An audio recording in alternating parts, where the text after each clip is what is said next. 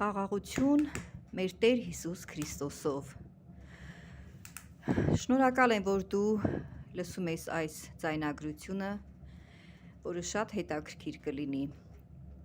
Ուրեմն այսպիսի մի վկայություն ունեմ իմ կյանքում։ Տարիներ առաջ, երբ որ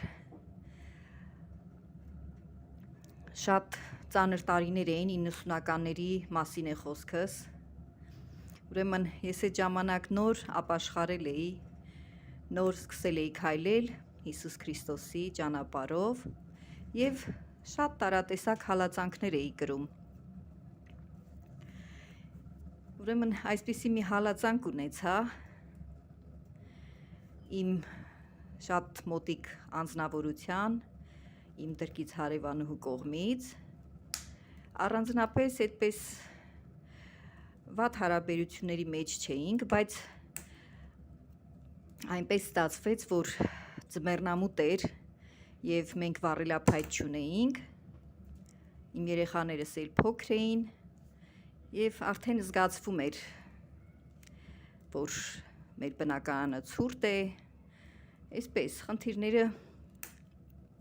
ակնհայտ էին։ Ուրեմն այս հարևանուհիս այսպիսի մի արտահայտություն արեց, այդ պահին ես իրենց տանն էի, դե եթե քո Աստվածը այդպես մեծ Աստված է, թող մի ավտո վառելափայտ քո համար ուղարկի, որ քո երեխաները ցրտի մեջ չմնան։ Այդ պահին փոքր-ինչ տրտմեցի իր այդ արտահայտությունից, բայց պատասխանեցի, ասեցի, եթե Աստված կամենա, փայտ էլ կուղարկի, ամեն ինչ էլ կուղարկի,